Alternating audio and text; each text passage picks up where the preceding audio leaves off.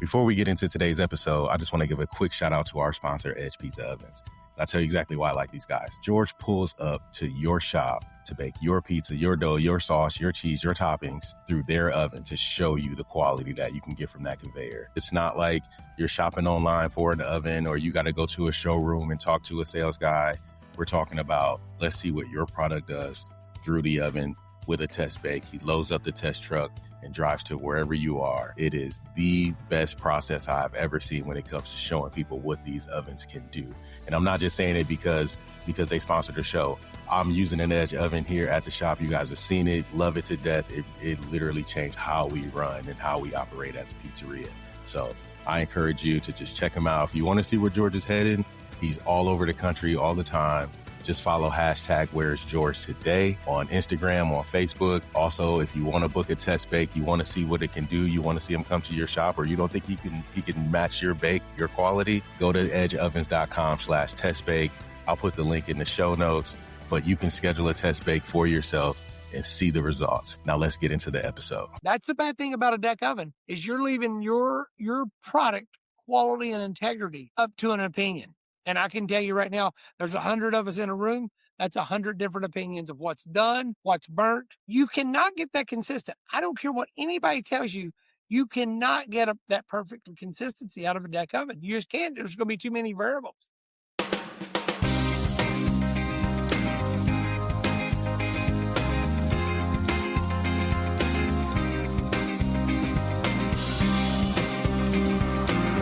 Yeah, what do we call you? Because I'm just jealous. Director of Market Development. Director of Market Development for Edge Pizza Ovens. Yeah. I mean, title aside, you got the best job in the world. I drive around the country and bake pizza. I mean, how does it get better than that? You have the best job. My wife's like, she's like, how you doing? I'm like, if I was any better, I'd be George Clark. That's what I'm thinking. That's who I go to sleep wishing I could just wake up George. Just jump in a truck and take off the back pizza. We see you everywhere now. Since you, first of all, congratulations on making the move over to Edge and working with those guys.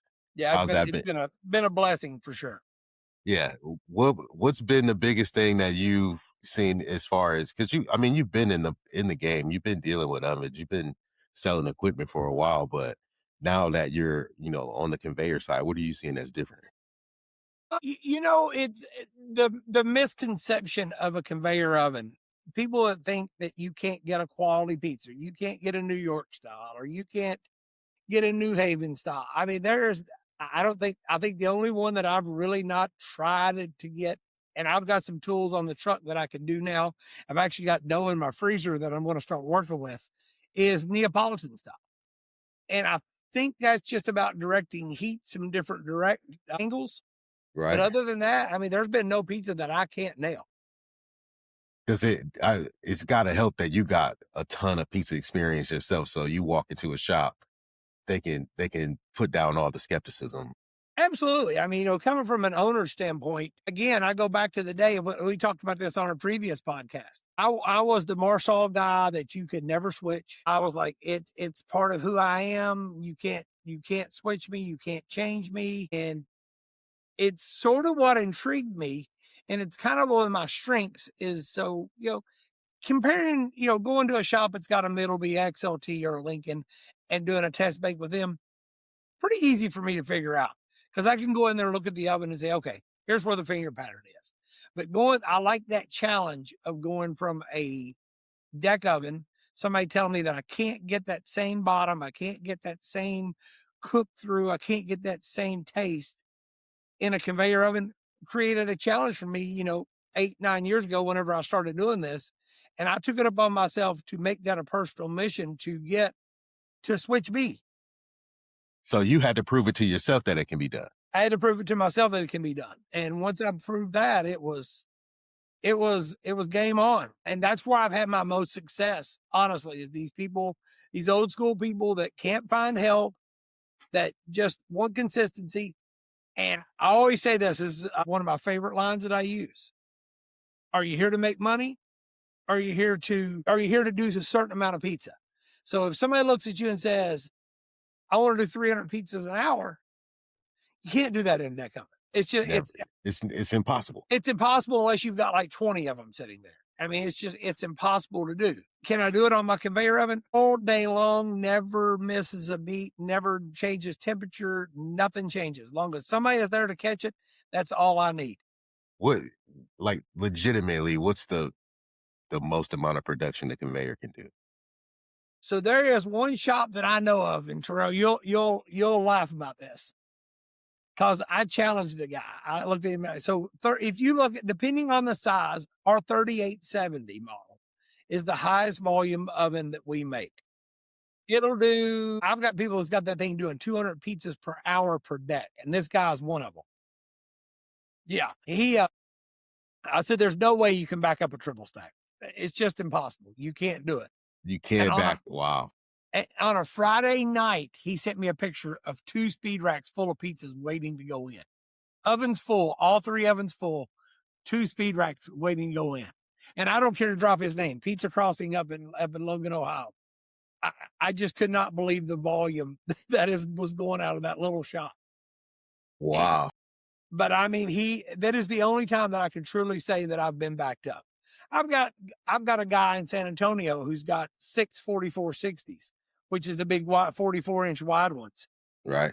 He's doing 66-inch pizzas, so he has to have that big of an oven. 66? Yeah, his 44 is his regular large. 66 is an extra large. And y'all make an oven that can bake that. Yeah, he cooks in one pass. half of it at a time and then pieces it together when it comes out. Okay. What? Yeah. I would love a pizza that I only got to sell 5 of them a day and then make my rent. But no kidding. Dang, 66-inch? That's got to be $150, $200 pizza. Yeah, I did one Friday. I did one this past Friday. I did one up close to Evansville, Indiana. Place has been around for 51 years. They do a 30-inch pizza, and we cooked it on the truck. It was pretty cool. I got video of it. It was pretty cool watching that thing go through. And even on that 3240 model, which is our kind, I call the 3240 the beginner model of one in the conveyor oven. It's for that guy that's going to do pretty consistent business. It's going to crank out about 50, 55 pizzas per hour per deck. Give you a good solid cook. Just a good solid oven. And it's an entry model. It's an entry model. Well, there's smaller models, but it's kind of your entry model. It's kind of the one that introduces you. It's the one compares to the old Lincoln 1450s and 1000s. If you've ever seen those old Lincolns that are pieced together by duct tape now, this is the exact footprint model of it. It actually is the same footprint of a 1600 model. So it was a thinner model that can be triple stacked. So that, and to give you the history behind the boys at Edge, I always love their history. This is what sold me on this company. And the reason it was the thing, I wanted to go to work for them. I had multiple job offers from different dealers, different oven manufacturers. And these are the guys that I wanted to work for. Number one reason was that they are phenomenal human beings. Like, they are just salt of the earth, good people. If you made even one of them out in the street, you would not think that they own the second largest oven company in America. I mean, you would not know these guys from that. Okay. They started out, they were, and this is kind of a point that I always like to push across with us at Edge. We are all just pizza operators. We're all pizza shop operators. Mike was a pizza shop operator. Mark was a pizza shop operator. I was. So, Mike over in England, our other sales rep, lives over in London, England, covers the worldwide sales. We were all pizza shop operators. It's the background that we come from. So Mike and Mark, how they got started was they had 2 stores called Pepper's Pizza up in by West Virginia. And they were rebuilding. They had went to a Pizza Hut and bought an old set of the Blodgett ovens and was rebuilding them to open their 3rd location. And a guy came up and offered to buy the ovens they were rebuilding. And that started their company. So they started out as a remanufacturer of ovens in 1999. So they would buy all Lincolns, Middleby's, whatever they could find, refurbish them, put them out. And I always tell the story of when that's still a good business too today. Yeah, well, but when you look at the price though, Terrell, like a price of a new one of my ovens, you can't rebuild one for the price of that. Well, I guess that's true. So that's kind of why it started. So the refurbishing side has kind of went down because why would you get a refurbished if you can get a brand new one? Why are they charging so much? Because I still see them, which makes me think, because I got a deck sitting on top of my, what do I have, a 3270? 3270? Yeah. And I got that deck sitting there, and I keep thinking, like, man, I can get some good money for this deck Yeah. if with the right buyers. There was a guy that I just sold. He sold a set of Baker's Prides that were not in great shape. Like it was cooking 15-minute pizzas. And he just switched. A guy had been there for 60 years and switched to conveyors because it was, and believe it or not, so the dad, this is a son and a dad, the dad was all, the older guy was all about going to the conveyor. The son was like, son's our age. He's like, no, we're not going to go. And the first pizza came out. He's like, can you make that just a little bit lighter? That's too crisp. And I said, sure, I can get that done. How long does it take for you to really dial a pizza in on one of these test bakes? Yeah, and there's a lot of people on here that know me, so this is no lie. Usually by the second pizza, I've got it. Second pizza, and is it more understanding what's going in? Because I think when we talked before, you said you always ask them, what's your end goal?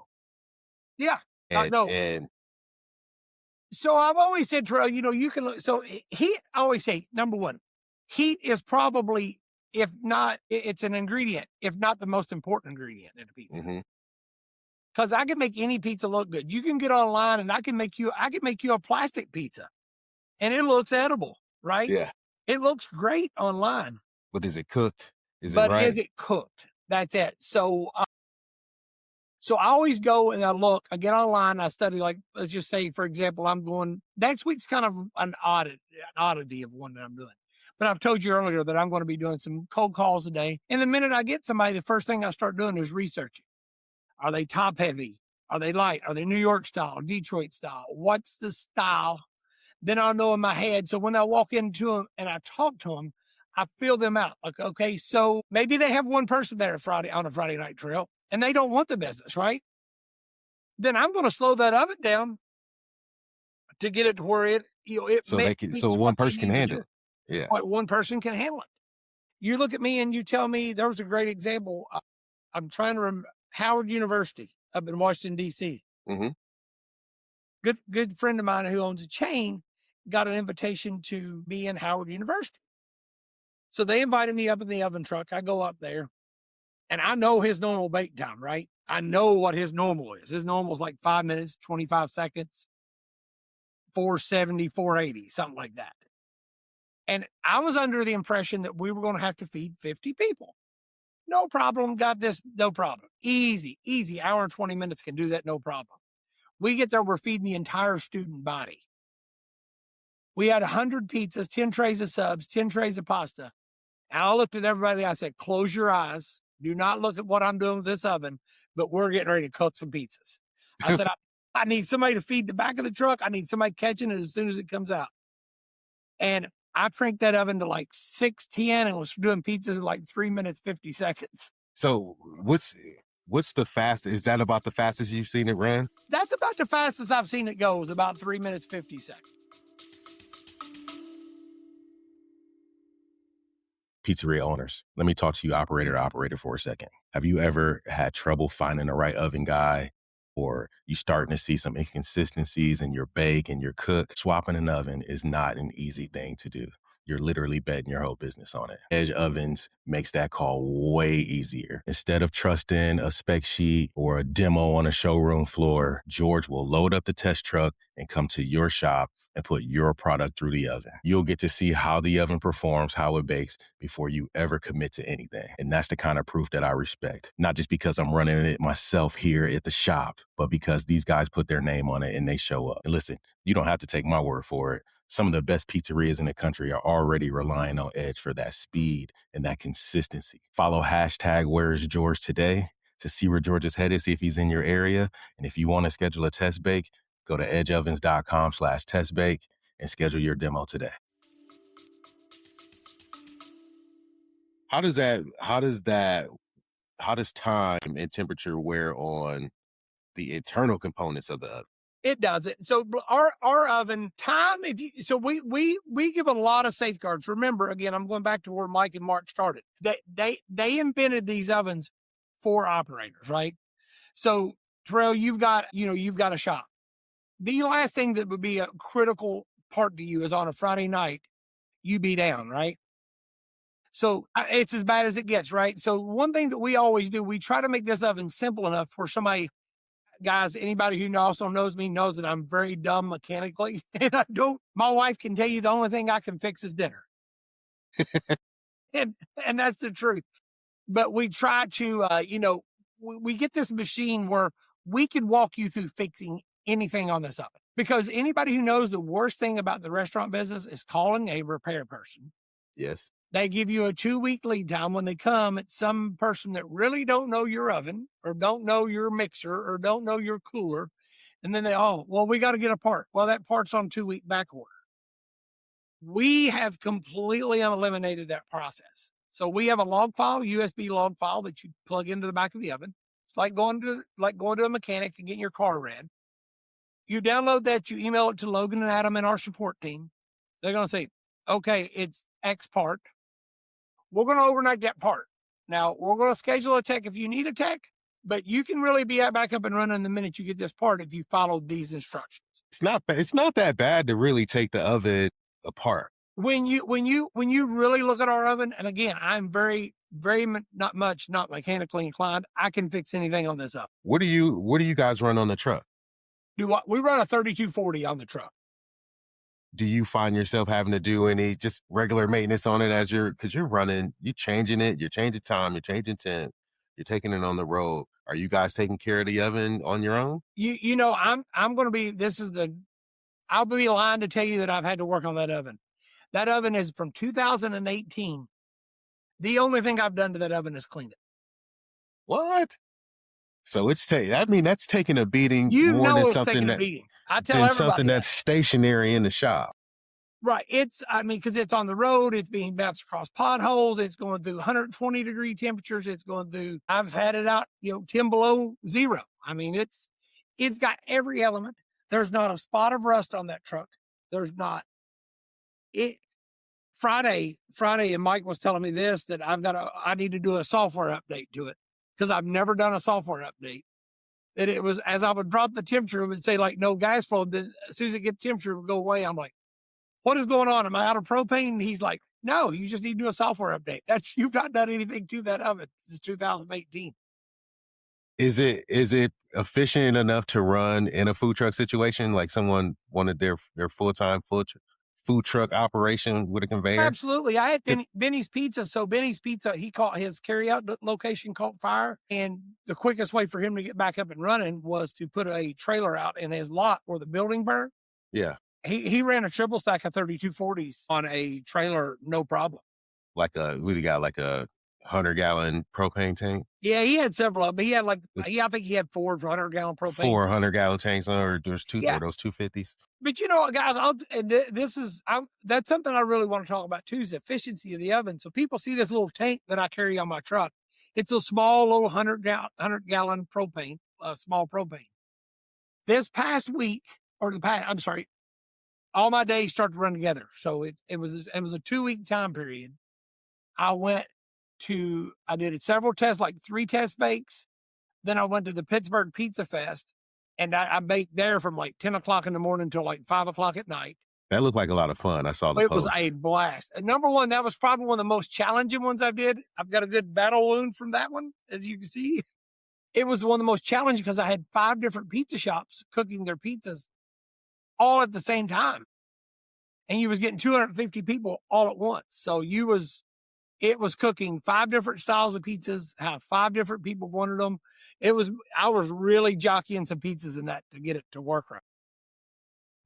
How fast can you adjust the time and temp on? Oh, it's so seconds. If this guy needs to run at a different temp at a different speed, you can change it. If you got, Slice on Broadway, he had some hard bake Roman style crust that he was doing. I knew that his wasn't going to take as long, so I would just basically slide them in a little bit at the back. You'll slide it past that first. Yeah, slide it past, and then it would be fine. We had some that would be crisp. They're like really, really crisp. So I would just take it off the screen and put it directly on the belt. So Perfect. that's that. Caliente was who I'm talking about. Caliente, he wanted his crisp. So when it came in, I put it straight on the belt and come out perfect. Everybody had a little bit different style there, and I had to just do Milano's out of the Pittsburgh market, 3 locations. Probably, and I'll say this, and I'm going to remember my settings because it was probably, I always say my hardest pizza to nail is a New York style pizza. And I'm telling you, I nailed it with this product. It was coming out perfect every single time. Send me those settings. I mean, I'm going to go look. I'm pretty Yeah, sure that I was running, Terrell, as Terrell knows, and all you guys, anybody who's following me on Facebook knows, I drive a lot of miles. So to me, that's a lot of podcasts. I've heard every one of Terrell's podcasts. I was going back to the other day, I was listening to Siler's podcast that he does when him and yeah. Michael was doing them. Uh-huh. Michael Shepard was doing them. And I laugh about this because this one in particular, I remember listening to, Siler was talking about conveyor ovens, and Siler was probably, and Michael was probably the 2 that were right on this. It's all about the finger settings, right? Yes. And I showed you that it's all about 100%. Showing that air, where to go, where it flows. That's why test bake is critical. Every pizza is unique and different.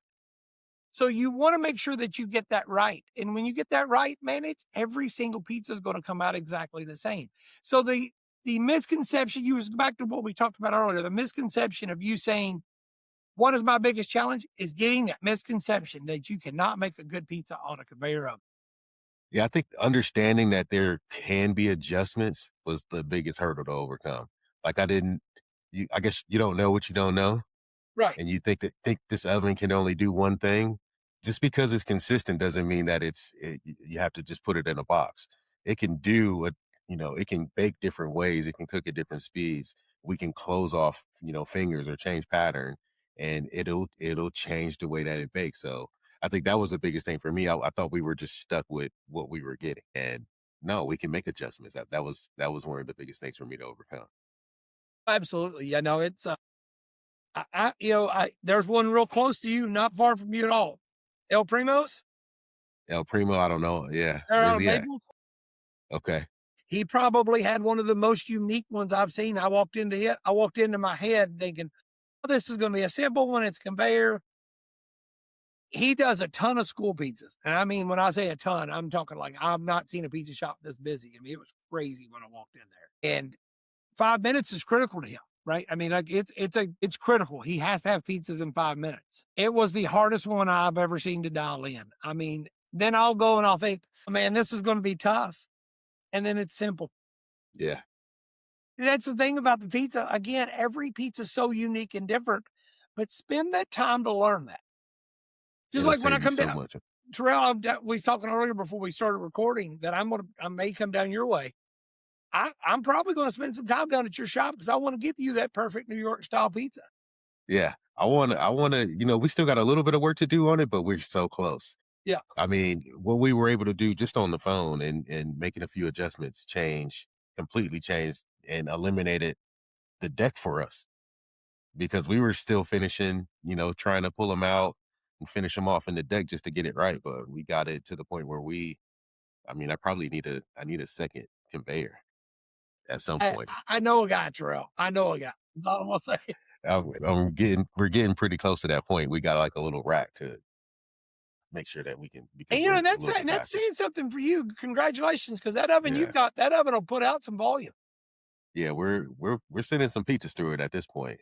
Yeah, I was gonna say that 3270 will put some pizzas through it. So for sure. I don't know we've never tracked like how many we've done in an hour, but we've had some pretty strong hours and some pretty big orders, and for the most part, 2 of us can handle all of it with that oven. There's, I don't know, I can't even 100 pizzas pretty easy. I was gonna say 100 pizzas is about what that oven's going to do in hours. About 100. Yeah, pizzas. Probably about 100. Yeah, it's pretty easy with 2 of us. I think. I think that's pretty good. Yeah, and that's moving, but it just kept going. Just eats them. I mean, just eats them, spits them out, done. I mean, it's I always tell anybody, guys, what is the worst thing that's going to hurt to do a test make? You're going to waste a couple of pizzas, an hour of your time. That's going to be the biggest thing you're going to miss. If you don't see it and you don't know it, you don't know what you're missing. What other, as you're traveling and you're hitting all these different pizza shops, outside of oven trends, what else are you noticing out there in the industry? Because you got a unique perspective. That I've told everybody I've been from Maine to Miami, from Seattle to San Diego, at all points in between. I've test baked, in Laredo, Texas. I've test baked in pretty far north of Minnesota. I've been in Miami. I mean, I have a kid about every corner of this place, or the United States, that you can think of. The biggest thing the number one, God, and this one has been driving me crazy, Terrell. This has been driving me nuts. Is Don't all say you see on pineapple the on news. pizza. Do what? Don't say pineapple on pizza. Well, pineapple on pizza bothers me, but I can't give everybody that trouble. The one thing that I've watched, and it's right now, this has been driving me nuts, is everybody thinks that the pizza business is dead. Oh, you're seeing 300 Papa John's close, and you see this is closing, and you're seeing this. Guys, come on. Let's get back to reality. There was oversaturation during COVID. There was a lot of people who lost their jobs. They had money. They thought the pizza business would be easy business. We all know the pizza business is not an easy business. It takes a true hustler to be in the pizza business. So the shops that are still out there truly hustling, yeah, they're making really good money and they're doing very, very well. So get that misconception that the pizza business is done.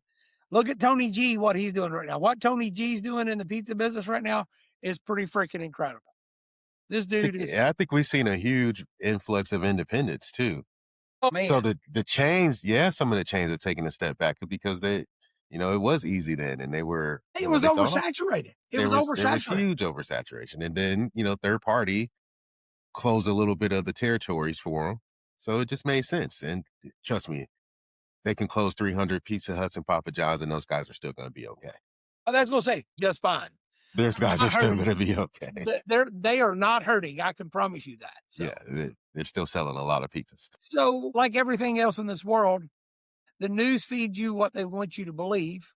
Okay. And there's no truth to this, guys. I'm telling you, I love to brag on Janet Zapata down at 550 Pizzeria. That has got to be one of the busiest shops I've ever seen in my life. I mean, she is in Laredo, Texas. Decent economy, not a great economy. And I will tell you this, that shop is packed, man. I mean, it is just packed. And so the ones that are out here hustling, they're doing the Instagram videos. They're doing the Facebook lives. They're doing the marketing. They're doing the hustle out in the community. They're killing it. I mean, they're just killing it right now. Now, is food cost high right now? Sure, food cost is high right now. I watch Cheese Market, though. Cheese Market is dropping like a rock right now. So could be a good time to, run some specials, get yourself known. It could be a good time to do that. I love to see cheese coming down. Chicken's been down quite a bit for us too, but produce is just crazy. Yeah, well, produce is nuts. I don't know what's going on with that, but and all the talk of the bromate flour and the unbleached and all that. I mean, guys, these distributors have got that figured out. You can't let this stuff scare you right now. Just go run your business and market. I mean, that's the key. Yeah, I love to start changing that conversation myself. We talk so much about dough, and we never talk about operations. We never talk about cheese. Let's talk about portions. Yeah. There's more. No. I promise there's more money going out that door in cheese than there is in flour. Terrell, what was we saying earlier? So I don't know of anybody on here that looks at me and says, I'm going to say this back because I actually had this shop where I thought it was more of a hobby to me than a moneymaker. But all the rest of us, guys, let me tell you right now, we're out here to make money. I don't care who we are. If we want to do something for our health, we're going to go fish. We're going to go do other things. But we're all out here to make money. And nobody says I want to do 60 pizzas an hour and I'm stopping at that. Nobody says that, right? Nobody says that. So there's ways to make money. Number one, increase volume. Number two, Terrell just nailed it, portion control. And I mean portion control on everything. Have you seen the Randell cheese station, Terrell? You would not, right now, if I owned my own shop, I would not open a shop without that piece of equipment. Say it again? It's the Randell cheese station. They call it the cheese station. Oh, I have seen it where yes, I have seen it. You could not, I would not even own a shop without that piece of equipment right now.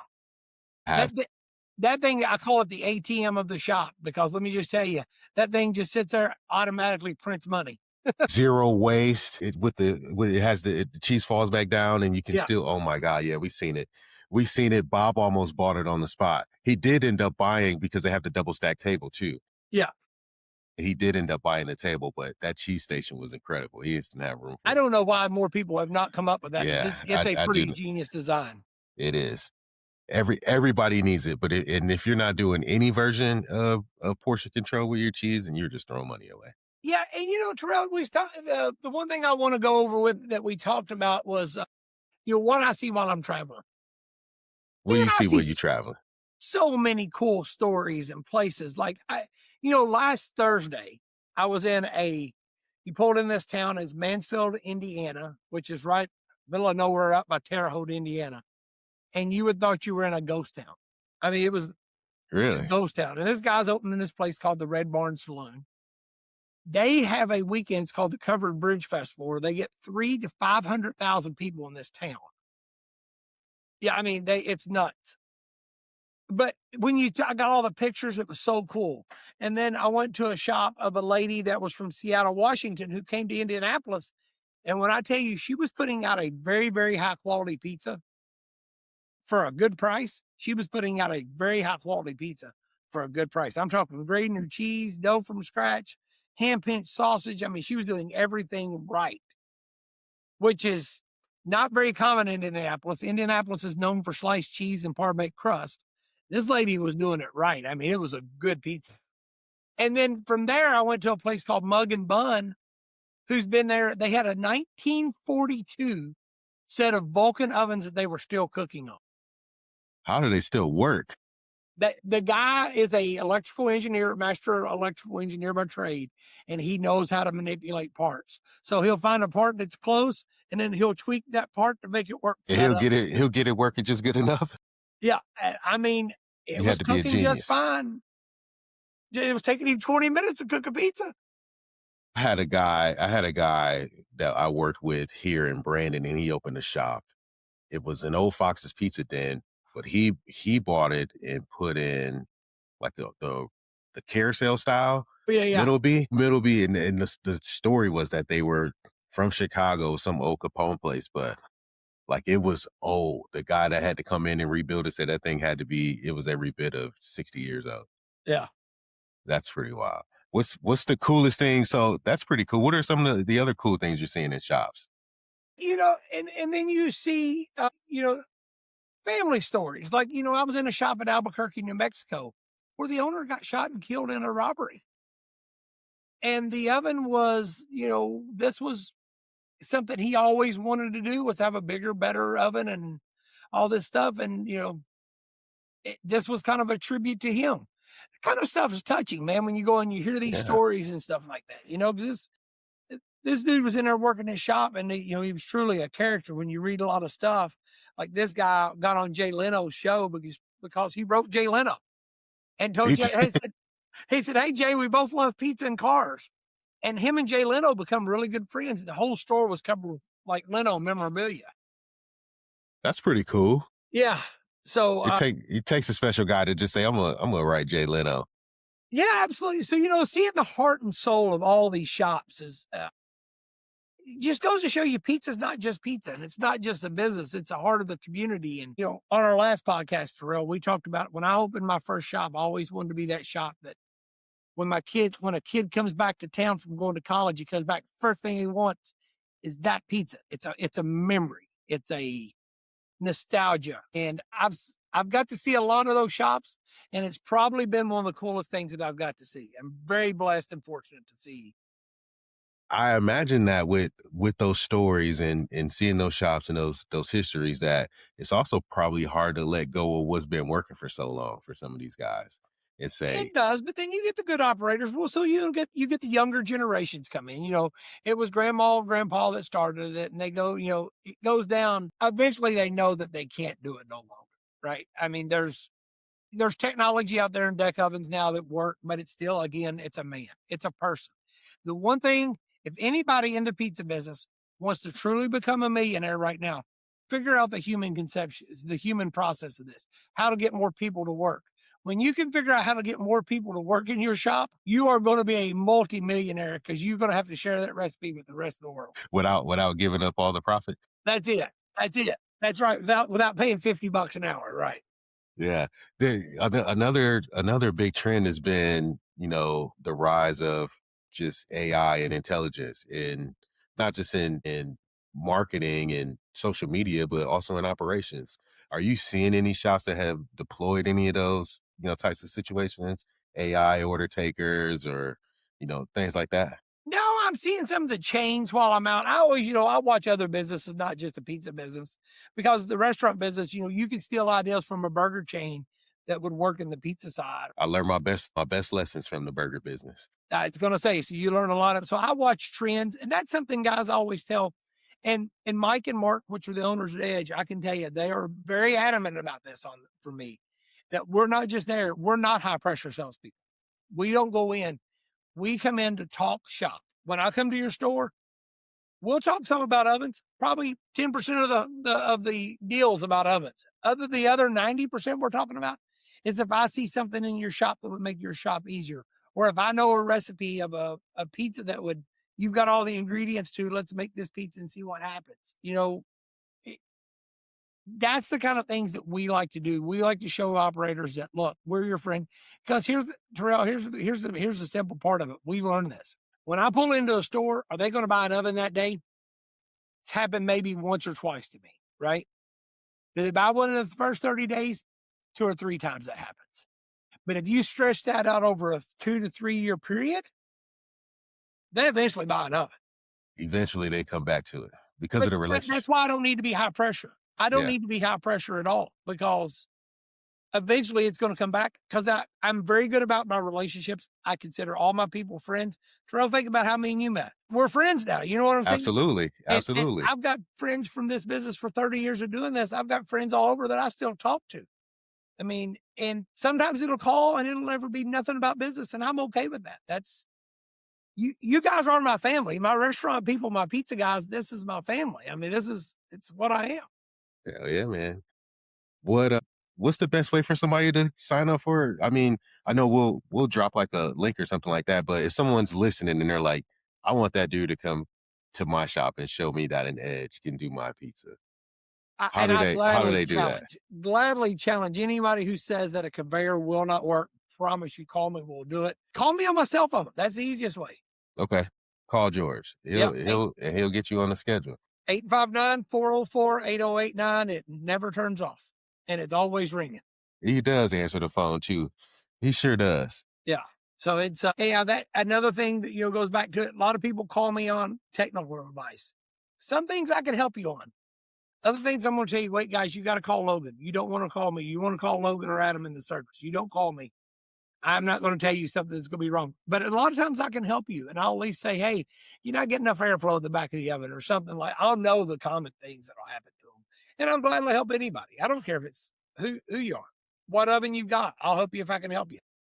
That's a good man right there. I also imagine you got folks that are, we talk about making money in this things, and a lot of us are here to, run a certain type of business, high production, make money. But then we have folks that are out here for the art of it and the artisan pizza maker. And, they're here for the love of the craft.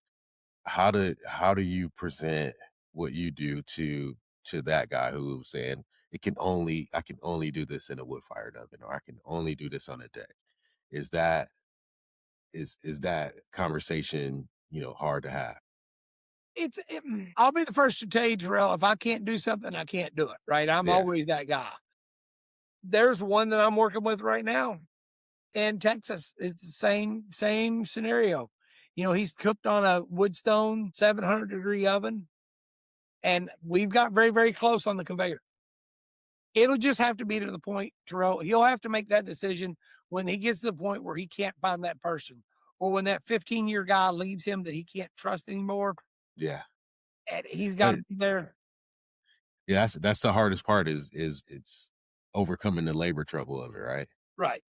and as third party delivery. And I go back and I laughed about this because so I was talking with Solar and Michael was on that podcast, that old one I listened to.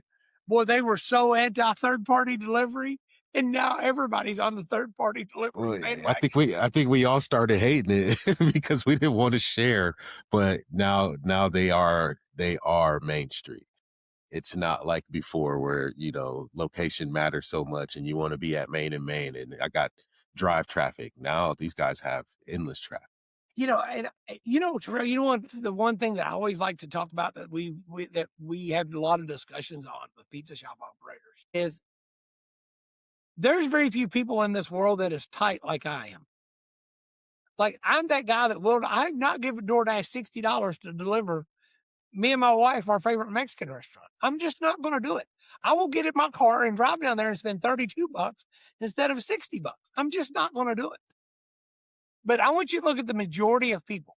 There's a lot of people that will spend that money in a heartbeat. So, guys, when you walk up here and you say, well, I can't raise my prices. My large cheese pizza is $12. And if I go to 15, they're not going to pay it. Guys, you're wrong. You are so wrong. They gladly will pay $12 to have a cup of coffee delivered to their house. So Dude, somebody spent, I don't know, $16 to have an order of French fries from me. We make French fries, but we're a pizza shop. They literally just ordered an order of French fries. For $16 is what it cost them. That's what it cost them. I just see, to me, that's just mind-boggling. I don't care how bad I want French fries. It's not that serious. And Hey, let's be honest. That's a serious case of munchies right there, buddy. It ain't even going to be that good. That's the other part of it. Just being honest, we make great fries, but once you get it, that's 45 minutes later. That's right. Because it's done went to 5 other people's houses and come back to you. But that's what I'm saying, guys. Don't be afraid to raise your prices. What's the most expensive you've seen across the country? Just, I guess, from I know there's specialty pizzas out there, but just like average pricing. Are you looking at menus too much? Yeah, California. I did quite a bit out in California a few weeks back. They're getting $28-$30 for a large cheese pizza. Yeah, I mean, but it's quality. That's one thing I will say, I have seen a lot of quality products. One big difference that I've been seeing right now, and it's kind of a trend, we talk about trends in the foods and what, a lot of people grinding their own cheese right now. I'm still grinding. Yeah. Yeah. I mean, I've really been floored at how many people are still, grinding their own cheese. And I will tell you from a baking standpoint, there's a difference. I'm still grinding. I want a cheese hog so bad. Oh. I'm still. Scott's made it. Have you seen the cheese? Have you seen that thing? Oh my! Scott, I know Scott very well. The cheese hog guy. Scott made a piece of equipment. That thing's like a tank. I don't even know how you make something that solid. Yeah, I need that in my life. That's at the top of my wish list right now. We're still fixing a lot of stuff in the shop. We're 6 months in, but like first piece of equipment that we get as soon as we're ready to step up is we're getting that cheese hog. It's just the time savers on that piece of machine. And here's what amazes me is unless you're kind of in this little tight little pizza circle like we are in, Terrell, yeah, you don't even really know about it. Yeah. It's a pizza guy thing. Yeah. They don't know about that piece of equipment. And I'm like, so I was out with one guy and he was doing 50 cases of cheese a week. And I'm like, dude, like a cheese hog would save you so much time. I'm like, you literally pull the paper off. Yeah, put the block in it and no more cutting those blocks into threes. I have to cut them into 3. Oh my goodness. We're going to save so much time. I talked to Scott. He's like, no, you just put the whole block in. I'm like, what? Oh yeah. I've seen it do a whole log of provolone, 12-pound log of provolone. I can't wait. It's going to happen. I'm like putting that it's on my vision board. That dude's got something that's cheese hog and then, a dough roller. Yeah. And so we go back to all the technology stuff that's out here, right? Guys, it goes down to just pure good ingredients. I'm telling you, there's a chain, and I'm not going to mention a chain, but I was so shocked at the quality of their product. Still using hand-pinched sausage, hand-pinched raw beef, grinding their cheese, a 12-step dough process. I mean, I was just floored at the quality of this place. And it was a great product out of a chain. So, and then when you use the efficiency of a conveyor oven, you're not devaluing the quality of that pizza. You're just No. enhancing the quality of your operation. And so Terrell, I don't know whether you've seen it. Did you see where I did the test bake with 550 down in Laredo? I saw that. Yeah. Did you see the two pizzas side by side? Mm-hmm. You can't Could tell. you tell the difference? You cannot tell. And you can't tell me that a customer can tell once you put that pizza in a box, cut it, ship it off. It was about a 50-50 split. She baked a hair bit lighter than I did. I mean, I'm talking just a hair. I mean, you'd have to really know her pizza. Like, you had to eat her pizza every day to really know it. And some of the guys that came in and tried were people that were her regular customers every day. But there were some of those coming in saying, but that pizza right there, I like the crispiness of it. Yeah. So then that's comes down to a matter of personal preference. Absolutely. Absolutely. So, and again, the same thing with a deck oven. That's the bad thing about a deck oven is you're leaving your product quality and integrity up to an opinion. And I can tell you right now, there's 100 of us in a room. That's 100 different opinions of what's done, what's burnt. That's 100 different opinions. And you cannot get that consistent. I don't care what anybody tells you. You cannot get that perfect consistency out of a deck oven. You just can't. There's going to be too many variables. You got the same guy watching the oven. He's going to get pretty close. He's going to get pretty close. Yeah, but it's it's so much nuance. Look, I'm an oven guy. I tell you, I got all the battle wounds. Again, I've been working that deck for years, and it took because I thought I had to. I had to know. I'm the one that knew the cold spots. I'm the one that knew what the bottom of it was going to do versus the top of it. I knew if we needed something out quicker, which spot I was going to keep hot. So things like that, and you have to train somebody in that position. Now I can literally throw my 14-year-old son on the end of that oven, and he can catch pies all day long. Which I have to say, I'm a little disappointed that he's not conducting this interview. They're not up. They're like avoiding me right now. It's summertime. It's like I gotta drag those kids out of the bed. I hear you, man. I hear you. The other thing that surprised me the most, and another reason that we don't turn on the deck. I didn't know that I could cook pastas the way I cook pastas through that conveyor. Yeah. That thing is a beast when it comes in. We've been catering, and that's, we talk, appreciate you, talking about how the business has grown, but catering has been like where we decided we had the competitive advantage. We had a small staff. The store wasn't very busy, but we can go after catering. And when I tell you, we sling pasta and pizza through that thing like nobody's business, pasta, trays, so easy. Yeah, I will tell you guys, and this was something, Terrell just brought up something that when I had my shop, the one thing that we were known for is baked pasta. So we did Alfredos, baked spaghetti, lasagnas. That was my 3 that I did. Pretty much kept it simple. And I mean, they were not hard to make, very easy to do. You keep them, chill the noodles, put the sauce on, run it through the oven. Great catering item. Schools eat it up. I mean, the schools tore it up because everybody offered pizza. If you give them something different, no, they're all about it. Dude, the schools and the churches are just, and they love so we do baked spaghetti, baked ziti, and lasagna. Yeah. And it is just. Hey, throw the Alfredo out there. Alfredo turned out really. I'm gonna add it. We don't do an Alfredo, but I'll do it on the catering menu. Yeah, it actually turned out really well. And I'll tell you guys, I'm going to give you a little hint. I'm going to leave this little hint with you guys because this is something coming up. And do I think that the world has changed a little bit with Amazon? Because I've got to remember, guys, I'm getting old and I go back to the old school ways of marketing.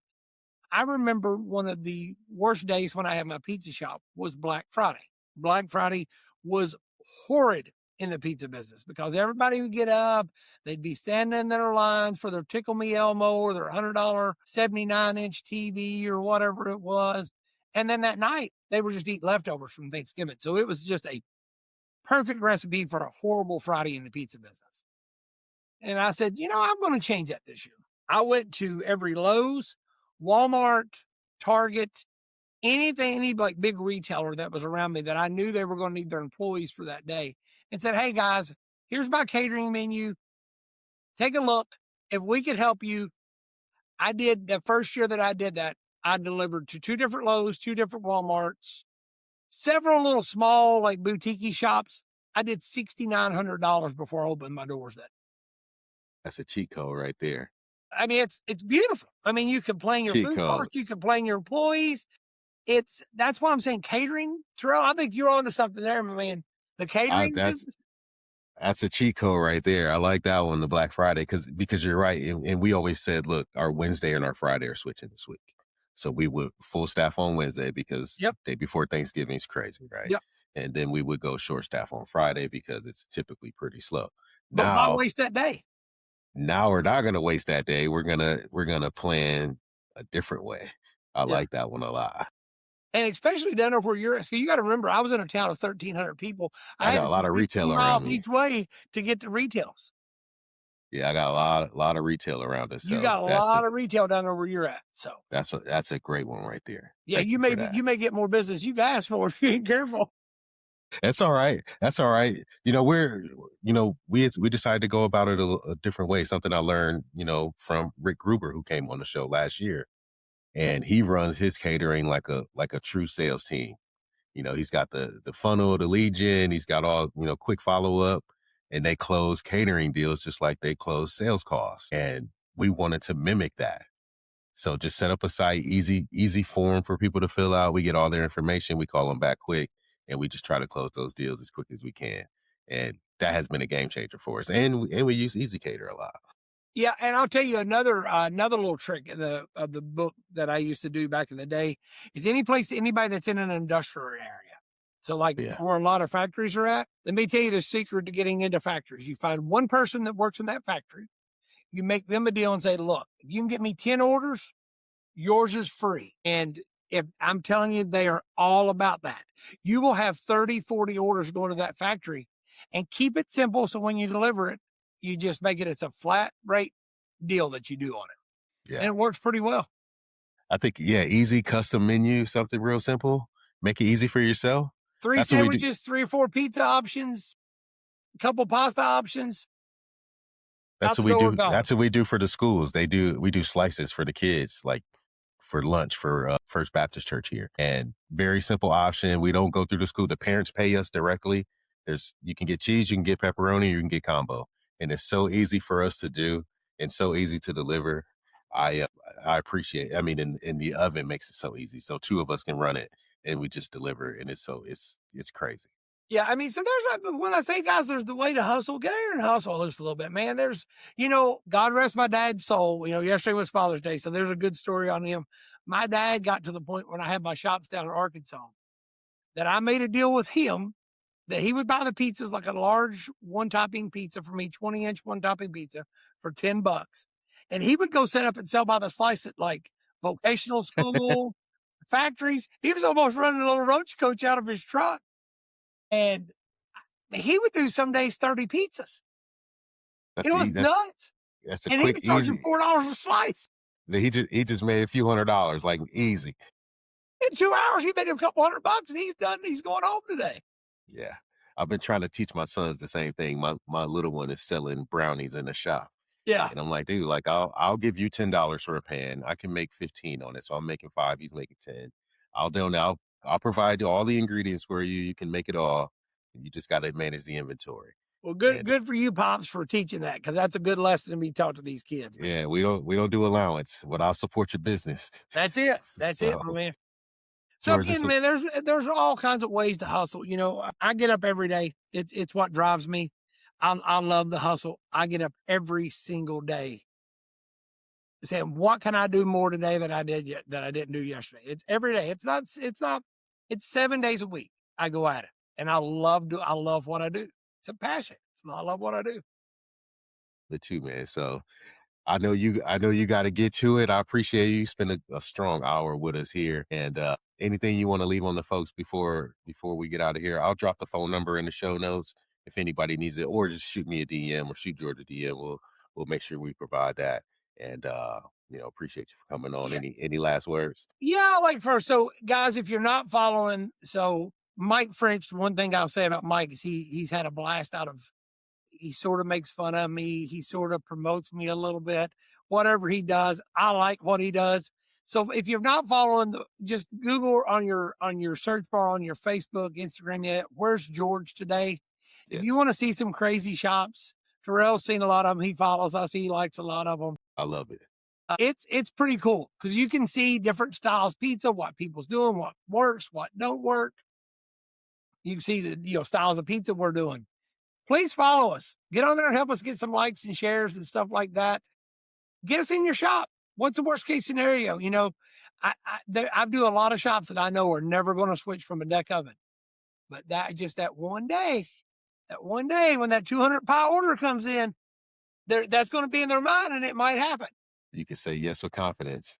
That's right. Exactly. Hashtag where is George today? Go check out the journey. Go follow Edge Ovens, follow George, check the hashtag.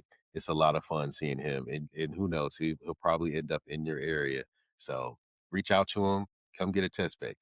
Absolutely. Terrell, I appreciate you. If you've gotten any value out of this episode or any of our other episodes, I need you to do me a favor. Go leave us a review. Every review on Apple, every 5-star rating on Spotify helps this show find more operators just like you and helps them get that same value that you're taking away from this episode. And as a thank you, anytime somebody leaves a review, sends me a screenshot, just DM me a screenshot of your review, I'm going to send you a free gift, something awesome, something cool. I'll send you a gift, whoever leaves a review. That's the challenge. Go leave a review, DM me a screenshot of it, and then I'll get you something. I got you something special from your boy. Now let's get back into the episode. Peace.